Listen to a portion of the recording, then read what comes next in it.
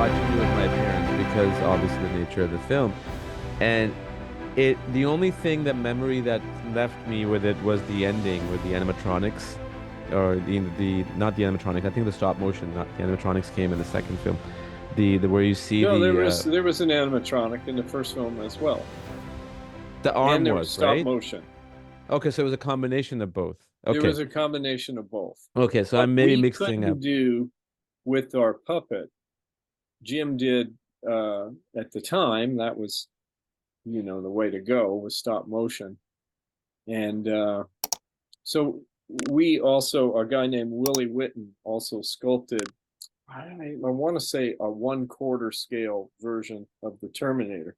So Willie would sit there in our shop as we were sculpting the full size one. He was translating it and doing the small one. And I believe it was Doug Beswick that ended up uh, helping build that puppet, the stop motion one. So as close as we could get it at the time, because you're sculpting it all by hand, we're sculpting a full size one as the miniature is being done at the same time. So there was two.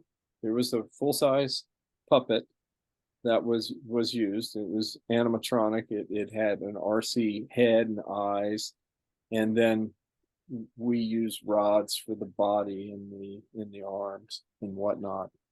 And so whatever we could do, we did. And then what Jim needed to fill in, when it smacks Reese and it comes up the stairs, and you're seeing full body shots of it moving at pretty, good speed. All those things became stop motion. That was in the first version. So and tell me which ones are, because I remember I've seen the original Terminator many, many times. The last time I probably saw it was last year.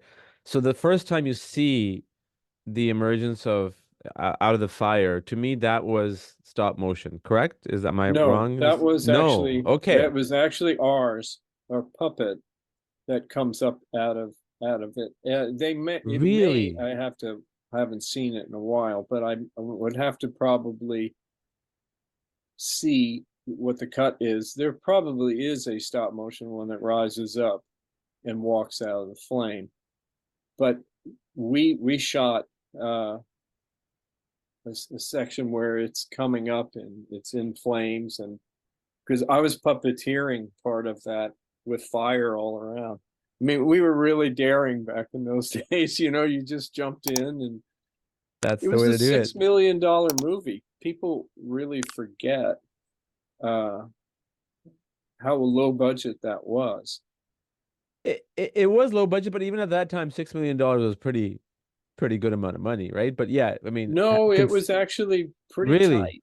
It was tight, yeah. No, And no. When I say $6 million being big money, not in terms of the budget of your movie, but just in terms of the value of that, $6 million no, there dollars. was things were 30, 20, 30,000 and above. Aliens was made for 19 million That's a right. couple That's of years true. later. Later. That's true too. That's Yeah. true too. Good point. So Good point. 6 million at the time was pretty low budget. Uh, and you know, Jim did everything in his power to make that thing look real and believable. And I remember at the very end of the shoot, we went to Roger Corman's, where I think he got his start. And, we used some of the sound stages there, and we built, not we, but the art Yeah, yeah. department built little small sections of sets. And, by that time, Jim had pretty much cut the film together and was figuring out what he needed, what pieces he needed. And so that's what we were doing there. But, to his roots, that's where we ended up finishing the movie. And we shot in real locations as much as possible, and some Guerrilla style. soundstage stuff as well. Yeah, guerrilla style filming, It which is was the it way to go. was it was guerrillas.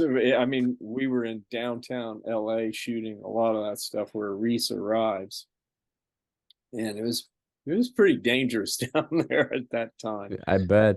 I bet. And a couple of guys tried to uh, rob the stunt guy who was doubling for Reese. And that didn't work out real well for them because I think he was some ex-special forces guy or something. Oh, wow. Yeah. He made quick work of those guys. But it was, it was quite the experience, working with Arnold Schwarzenegger at the time, because he was a big star. Linda Hamilton was up and coming, and so was Michael Biehn. Yeah. And then, obviously by the time we got to T2, she was a big star. So was Schwarzenegger. And of course, Schwarzenegger became one of the biggest stars in the world. And by the time T2 came around, he was on top of it all. He was on top of his game. But Terminator launched a lot of careers for us, and I was in the right place at the right time with Stan and Jim, and couldn't have had two better teachers, mentors.